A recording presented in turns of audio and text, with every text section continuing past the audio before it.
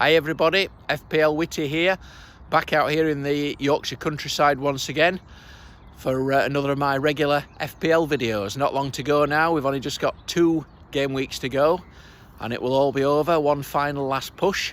So hope you're having a good season and hope you can finish with a strong 2 weeks before we put our feet up for the summer. It was certainly a very dramatic week, wasn't it? So I'm recording this on Friday morning after game week 36 ended on Thursday night. So we just got one rest day on Friday and then we're straight back into it on Saturday lunchtime for game week 37, which of course will be a double game week as well for 4 teams. So I'm out here trying to get some fresh air, clear my head a bit. I've got a big game as well at Oakwell tonight. As a Barnsley fan, we've got a playoff semi-final against Bolton. And if it's anything like the other semi-final at Hillsborough yesterday, it could be a tense night. So I think plenty of fresh air is the order of the day today. But yeah, game week 36, what a dramatic week it was for the title race as well and the relegation zone, but certainly for FPL purposes as well. Because of course it all hinged really for most managers on Newcastle and Brighton and their double game week. And for many it was a battle, straight battle, wasn't it, for captaincy between one of 2 players, Isak or Callum Wilson at Newcastle. There were some people who doubled up on both and had double defence, but I think for most people it was one or the other, Wilson or Isak, and they were certainly the most popular 2 captains amongst engaged managers, if not overall. And I don't think anybody could have foreseen such a dramatic swing really between the 2 of them really. I was on Isak. I think the safe money was on Isak really, because everybody expected him to probably get 2 starts to Callum Wilson's 1, certainly get more minutes over the double. And of course he was the higher owned player amongst, or higher owned and higher captain player against the top 100k and amongst engaged managers as well. So certainly Isak was the safe pick, but as it turned out, he played out on the wing. Callum Wilson started both games and he smashed it, didn't he, playing through the middle. Bit of fortune in that he got 2 penalties of course, but then again that's why we pick penalty takers, isn't it? So massive 48-point captain haul for those who got there for Callum Wilson. Compare that to 14 points for Isak.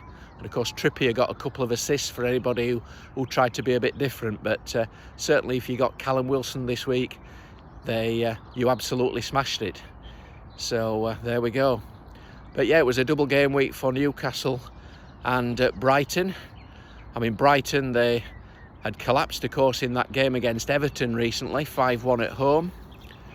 They were beaten 4-1 yesterday, but of course the first game with the double was significant as well, wasn't it? Because Brighton went and won 3-0 at Arsenal. So that's really pretty much settled the title race really, hasn't it? What a dramatic win that was for Brighton, a really polished performance. Certainly a bit of a contrast to what they produced at Newcastle. But yeah, the title race looks pretty much all over now, and of course if Manchester City win against Chelsea this weekend, they'll be officially crowned champions, but it could even happen before if Arsenal, playing before it, failed to beat Forest. So yeah, it's all really pretty much done and dusted, I think, for the title race. But that certainly that Newcastle double was the one that made all the difference to our ranks this week, wasn't it? Brighton, certainly the star of the show for their double game week was Estupinan. So if anybody got Estupinan, they'll have had a nice 17-pointer. I don't think anybody saw that coming in that away game at Arsenal. Failed to add to it in the second game. But the Brighton mids were disappointing. Of course, March is injured, and McAllister, he was subbed in the second game and booked. And Mitoma's on a long run of red arrows now, isn't he? So it was Estupinan who took the honours for the Brighton doublers.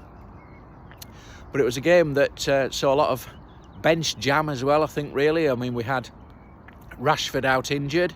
It was widely anticipated, but a lot of people still started him just in case. So we had Wilson hauling for the points, but we had some bench jam as well, because we had Ivan Toney missing. He was injured. He's subsequently been given an 8-month ban, of course. But Rashford was missing. We had Kepa missing as well, and Solly March. So certainly there was a lot of points on benches. Certainly a lot of those Estupinian points will have come off benches as well, weren't they? So it was a week of high variance, really, what with that Newcastle result and the points coming off benches as well. But certainly lots to like elsewhere. We had Mo Salah with 3 assists, and what a wonderful goal he produced with his little flick for Trent Alexander-Arnold into the corner. So that was certainly one of the highlights of my week. But yeah, lots to chew over, and of course there'll be loads and loads of variance now in mini leagues after what's happened. I mean, I scored 100 points this week, which is a reasonable score, and I got the tiniest of green arrows. So I had 8 returning players. The only players who didn't return for me this week were Botman, McAllister, who I brought in this week, and Mitoma. So they were the only 3 that let me down. I had double figure hauls for Trent and Salah and Estupinian and Trippier, and Isak managed to get to double figures as I captained him, of course. But I went into that last game week on a pretty nice green arrow, really, from 131k to 112k, and I got 6 double game week players still to play, including my captain. So I was entitled to expect to perhaps get into that top 100k, given I got 6 players and my captain left.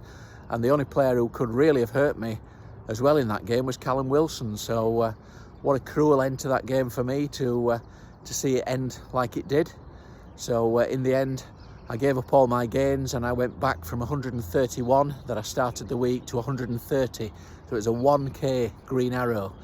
It's been a bit of a tale of woe over the last 3 weeks, in so much as I've had late agony in each of the last 3 games, because I had Callum Wilson having that late goal and assist this week. The week before I had McAllister, who I didn't own at the time, scoring when the ball hit him when he was laid prone on the floor. And the week before, that same player, McAllister, scored a 99th minute penalty, which also wiped my Luke Shaw clean sheet out. So, but for drama in the last minutes of the last 3 game weeks, I would actually have been sitting well inside the top 100k, and I'd have been on 9 out of 10 green arrows. So that just shows the variance and the pain that this game can bring, doesn't it? But there you go. So we move on. So it's game week 37, and it's a double game week now for 4 teams. We've got Manchester City, Manchester United, Brighton and Chelsea, all with a double game week in game week 37. So of course the focus will be on trying to maximise double game week players from those teams.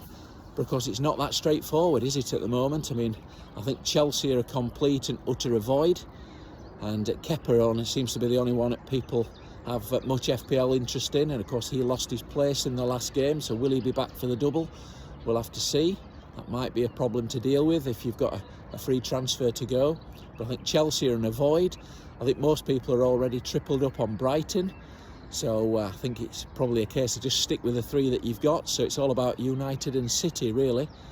I think Bruno Fernandes seems to be the slice of cake that everybody wants to try and get into their team this week if you don't already own him. All eyes, of course, will be on Rashford. I'm recording this on Friday morning, so that's before we've heard about Rashford in the press conference, but of course he did train midweek, so perhaps that might be positive news.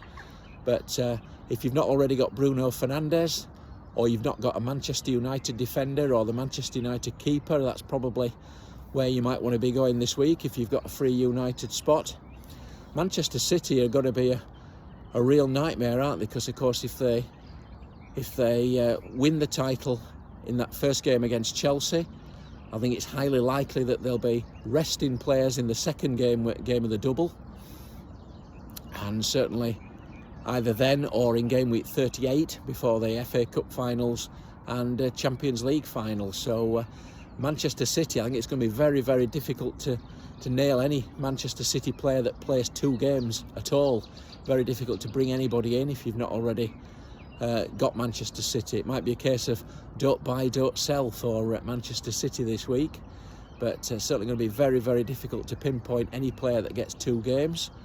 Gundogan, of course, is in a rich vein of form, but Bernardo Silva, he got the goals in the Champions League. We know what Foden and Mahrez can do, but nailing which player is going to play 2 games is the difficulty. I think a lot of people had been planning to bring Kevin De Bruyne in for Mo Salah this week for an extra fixture, but he looked shattered, didn't he, when he came off against Real Madrid. And Mo's in such good form, and he plays Southampton in game week 38 as well, so it's going to be very, very difficult. I think most people will be cooling on that Salah to De Bruyne move. Salah to Bruno might be a trickier one. Certainly I wouldn't want to be in that position. I'm in a position where I should be able to get both of those players this week, but yeah, so it's not straightforward with the 4 teams that double, but we've got some good single game week players like Trent and Salah, and the Newcastle guys at home to Leicester. But in terms of my plans this week, I mean, I've got for a few weeks now I've been looking at fairly solidly getting 9 double game week players for this week, but that included Kepa, who might or might not have lost his place, and that included bringing in De Bruyne for his double. So I could actually only be on 7 doublers this week after all that planning, and we'll see what that produces. So I deliberately dead-ended my 3rd striker spot last week, and that allowed me the funds this week to go either Rashford to Bruno if Rashford's injured, or Grealish to Bruno if Rashford's fit. So that will be what I'll be doing. I can afford to do that in one move, but I do have a few options for -4. As I say, I'm cooling on that Salah to De Bruyne move, which I'd long considered. I could possibly do Isak to Alvarez at Manchester City for an extra game, but given how bad Leicester are and how good Newcastle are, I think I'll be quite reluctant to do that. I think it will be a bit of a punt, and will Alvarez play 2 games? So that's a tricky one for -4. And of course Kepa is a problem. If I do the Rashford to Bruno move, if Rashford's injured, I will have a free Manchester United spot, and I could bring in David De Gea for Kepa, and that would work quite nicely.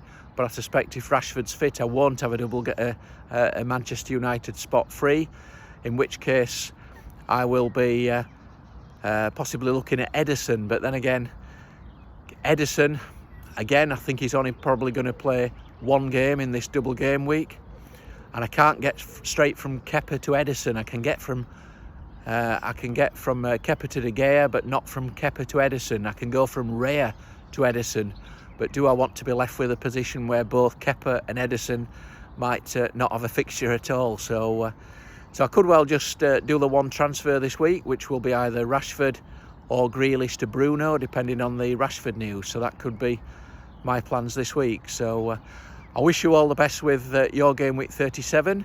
Certainly some tricky decisions, particularly around those Manchester City players, and all eyes on the press conferences.